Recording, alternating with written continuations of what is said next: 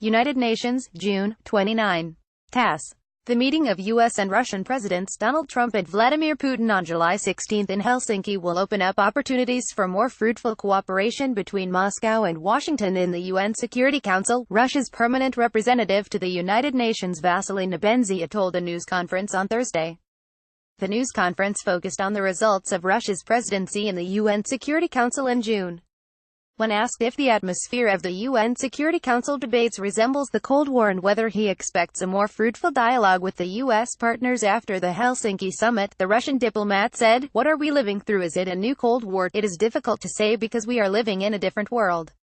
The world of the Cold War was when we lived through the Cold War in the 1960s and 1970s.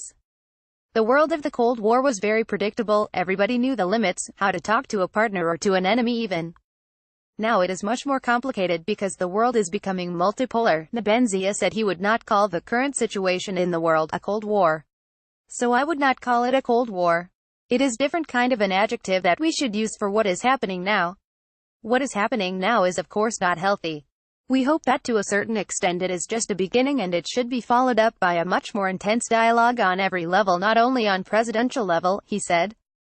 "I hope that common sense will prevail. We need each other. We don't want to be loved. We simply need to hold normal pragmatic relations with a major country upon which likewise upon us a lot in the world depends," he concluded.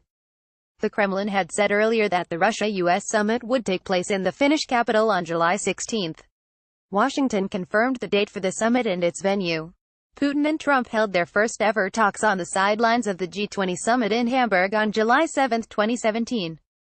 Later in November, Putin and Trump did not have a separate bilateral meeting during the APEC summit in Vietnam, but they did have a word on the sidelines of the forum and approved a joint statement on Syria.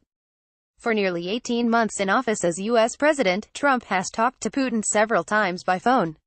The latest phone call took place on March 20, 2018.